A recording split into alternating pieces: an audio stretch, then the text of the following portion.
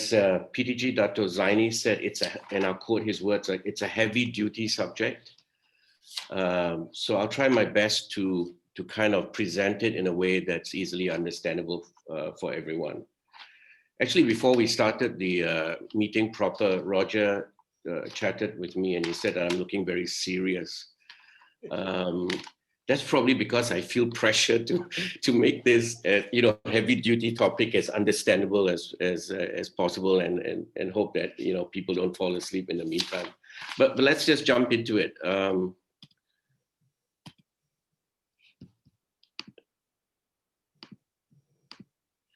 Okay, there's 4 takeaways for today, right? If at the end of my presentation you take these 4 points away, then I would have done a good job.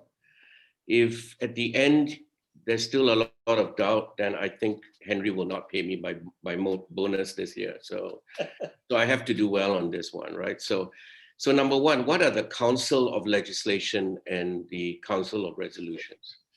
What do they do? Sorry, I skipped. What is an enactment and what is a resolution? And what is your club's role within the process? So these are 4 points. If you understand these at the end of the talk, then I think we're all in good shape.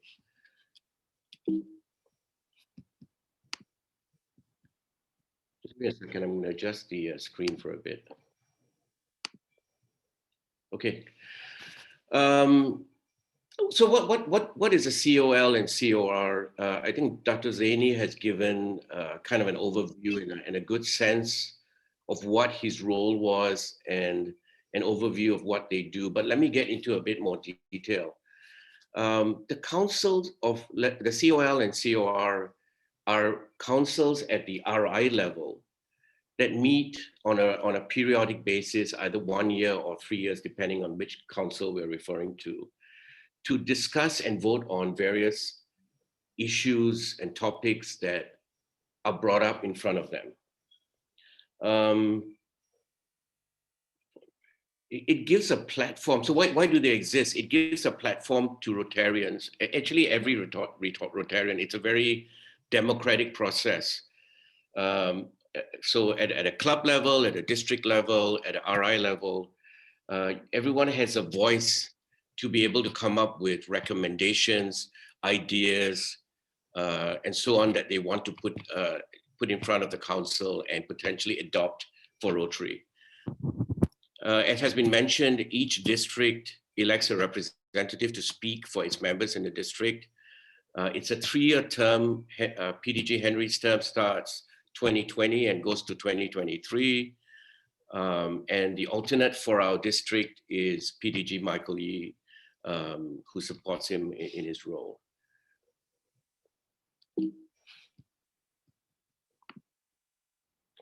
So before you submit a resolution or an enactment to the COL or the COR, or through the district as the intermediary to go to one of these councils, you have to ask yourself 2 questions. Does it benefit the entire Rotary world or just your district or region? If it's a local topic or a district topic, if it's something that's only relevant to ourselves, then it shouldn't be put up to RI, because once it goes to our RI, to one of the committees, the COL or COR, that means we're asking for that particular topic to be implemented for the whole Rotary world. So if it's a local issue, or what we could call a local issue, then we should try to resolve it within our district. The second question we should ask ourselves is whether it's an administrative matter rather than a strategic issue, priority, or constitutional issue. So, for example, in the pre-COVID world, we have live pets and distance meetings, right?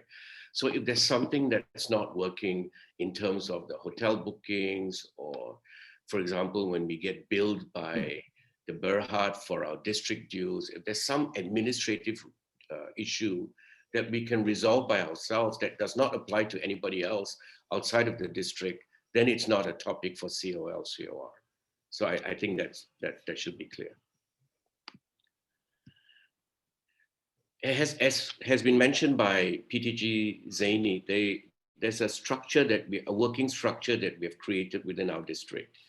I hope you can see my arrow pointing. Of course, you have the clubs who are very much involved in this process, who can come up with recommendations for resolutions, recommendations for enactments. This goes to the district COL rep, which is PDG Henry, as has been mentioned.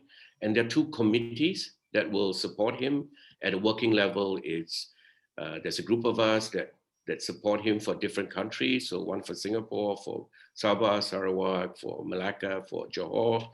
And we help him with the implementation, and communicating with the clubs. Then another committee that exists to support PDG Henry is a district advisory committee. And this comprises of various PDGs that are there to give him advice, when there are issues or before distas or before resolutions are or enactments are put forward to RI. And of course, we have on the extreme right, we have RI where the councils actually sit.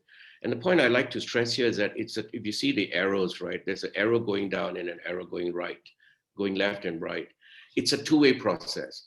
It's at the club level, you're free to come up with suggestions for enactments or resolutions that go via the district out to RI. But the other way around as well, there are enactments and resolutions that will come from RI to the district, that will come to our council, to PDG Henry, the working group, and so on. And then we will pass that on to the club level. And some of you would have been involved in this exercise in the October-November timeframe of last year, where we received actually 31 resolutions and enactments, actually 30 resolutions and 1 enactment.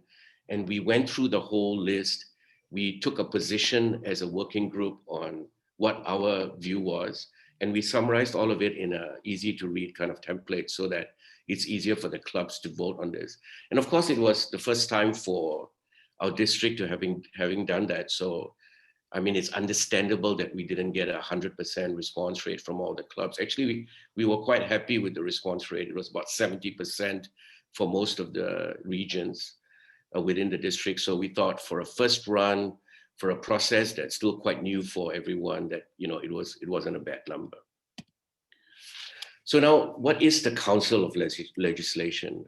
The Council of Legislation meets in person every 3 years. So that was the experience that PDG Dato Zaini was talking about when he went to Chicago, and he was part of this voting process representing our district. The Council of Legislation looks at enactments and position statements. What is an enactment? So the best way to think of this is an enactment influences or impacts one of the standard Rotary documents. So if you're proposing a change to the RI Constitution, the RI bylaws, or the standard Rotary Club Constitution, then you're proposing an enactment. And that's a good way to kind of distinguish between enactments and resolutions. So if you go online, you will find this report. It's the report of action from 2019. Basically, it lists this exercise that went on, this Council of Legislation exercise that went on in 2019. And if you look on the left side, it gives a table of all the various topics that were discussed and what was decided on all of them. So it's called a report of action, right? So for example, I'll just read a few. I mean, to amend the provisions on membership. It's here because it must be impacting one of the standard Rotary documents. To amend the term of the club president. To require the presentation of a budget and an annual report at the club's annual meeting, and so on.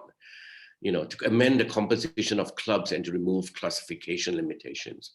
So all of these impact one of the standard documents. And this document will show you all the decisions taken. Some of this can be quite interesting reading, by the way.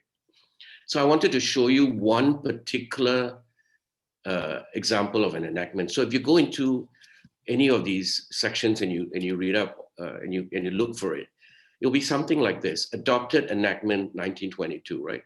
To amend the term of the club president. And it's here because you would have to amend this, or they would have to amend the standard Rotary Club constitution. So there has to be a change to this document. And then it goes on to explain, so the original language is here, something is deleted and something is added here. So the actual content is not important for our discussion today, but I just wanted to show you an example of that. The other council is the Council of Resolution. So as I mentioned before, enactments impact standard Rotary documents, the 3 documents I referred to. A resolution is more like a proposal for an, an idea, an initiative, strategic direction, things like that. This meets online every year, and the representatives will discuss and vote online based on what has been put forward. So again, I wanted to show you examples of this, and you can find this online if you go to Rotary Central, right? So for example, to amend who is a member of the council, and this was adopted 296 votes versus 156. To request the RI board to consider emphasizing the importance of actions based on Rotary's ideal of service. So it's more conceptual and kind of direction and strategy rather than something more legalistic that's on a Rotary document. So to request the RI board to consider reintroducing professional development as a value of Rotary and so on. So, you get a sense of what the difference is, I hope, between enactments and resolutions. So last year, as I mentioned, we in the district, most of your clubs voted on 30 resolutions and 1 enactment. So this came as a very thick document, and we didn't want to simply and of course, everyone was kind of pressed for time. And we also didn't have, I would say, sufficient time to kind of explain and go to all the clubs, unfortunately. And COVID was also a bit disruptive. So what we did is we simplified everything. We created this PDF, this table, and we listed all the enactments, and we, as the working group discussing with PDJ Henry, we voted, whether we recommend. Of course, we have no authority to say you must vote, and that's not what we're trying to do, right? We are trying to give you a recommendation that, either adopt it or reject it. And then the club was asked to go back, talk to the members, and come back and vote in the last column on the right. Do you agree or do you disagree? And so we did this for 31 items. So who can propose changes? So as mentioned, clubs, districts, Rotary's Board of Directors, the Council on Legislation, and the RIBI General Council. So there's a specific time frame for this, and PDJ Henry will go through after my presentation, he will go through the work plan with the timelines. Since resolutions are discussed every year, the deadline for submission is 30th of June, and you will see from the work plan that PDJ Henry presents that our schedule will work towards meeting this 30th June timeline for this year, because again, resolutions are discussed every year. Enactments are only discussed once in 3 years. So the next vote that will be done at the Council of Legislation will only be in 2022. So the district plays a role as the middleman in this process. So when the clubs come up with enactments or resolutions according to the timeline, the district has to then kind of vote and approve these ideas or these proposals. So when does the district vote on these items? So it's either at the district conference, a district legislation meeting, a club ballot, one of these 3 forums or methods you can use to approve it. I think our district's practice in the past has simply been to vote during the district conference rather than having a separate district legislation meeting. And of course, you have to submit based on the timelines and following what is required. But this is why we're here to help work with the clubs and to help you through the process. So again, I want to repeat or kind of stress these 4 points, right?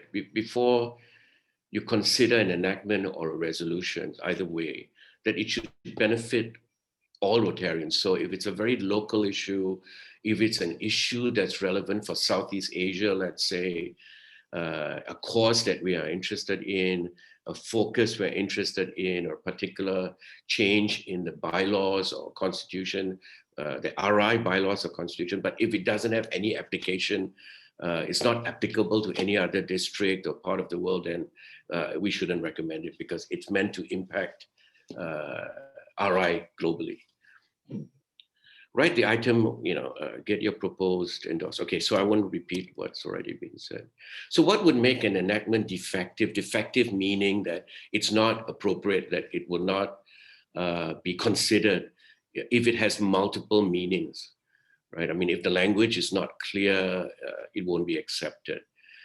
As I mentioned, I mean, enactments are changes to these Rotary standard documents. So very often, if you read the RI documents or constitution bylaws, or you read, let's say, a certain document, if you just read the RI constitution, if you were to change something, let's say you change something, or you would like to change something in our membership criteria, for example, there might be other sections within the constitution that are related to the section you want to propose a change for membership. So if you don't consider all the downstream impacts, then it may not be accepted. So you have to consider that how that one change affects other changes in the documents. Of course, it cannot violate the law, and it would be, if it's administratively difficult to implement, then it won't be accepted at the council. Resolutions as well cannot conflict with our constitutional documents, will not be accepted if they can be solved administratively, or if it's beyond Rotary's scope. Actually, it's interesting, in the last round of these 31 resolutions and enactments, we were asked to vote on things like, does Rotary support, or Rotary should support, the non-proliferation of nuclear weapons?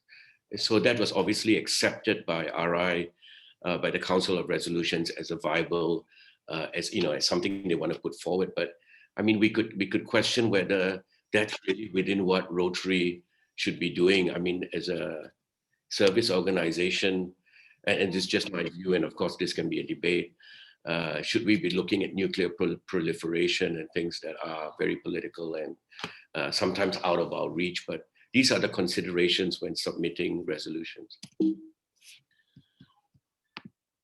Okay, so finally, the end almost. So in summary, what I presented, resolutions are proposals for strategic directions, priorities, and focus areas for Rotary. Enactments, on the other hand, are proposals for changes to RI's constitution, bylaws, or standard club constitution. So the key difference. So clubs in our district can propose resolutions and enactments which need to be voted on and endorsed at a district conference, district legislation meeting, or by club ballot, right? We discussed that it goes through the district. Clubs in our district can vote on resolutions. So the other way around, so it's not just from us to RI, but we will get resolutions and enactments coming from RI that we have a right to vote on. The district COL are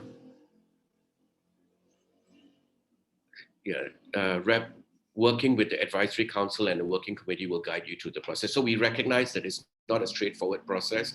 It was also challenging for us, I think, to go up a learning curve, but I think, with us working with you, we can figure things out. And there has been a work plan developed for our district outlining important dates, which PDG Henry will go through. So the last two slides I have are who are the committees, who are in the committees. For the advisory and review committee, we have PDG Lim Hock Teck, we have PDG Edward Burongo, we have PDG Dr. Zaini, of course, and we have PDG Michael Lee, who's the alternate COLR as well. And they provide an advisory role on COL and COR matters, and they will review the final proposals before going to RI, to the various committees, and guide our work. At a working level, we have of course, we have PDG Henry, who's the COLR rep. We have PP Henry, PP Freddie Lee, who represents Johor, PP Quack for Malacca, PP CP Lim for Sabah, and apologies for the typo here, it actually should be PP Dr. John Chan for Sarawak and myself for Singapore.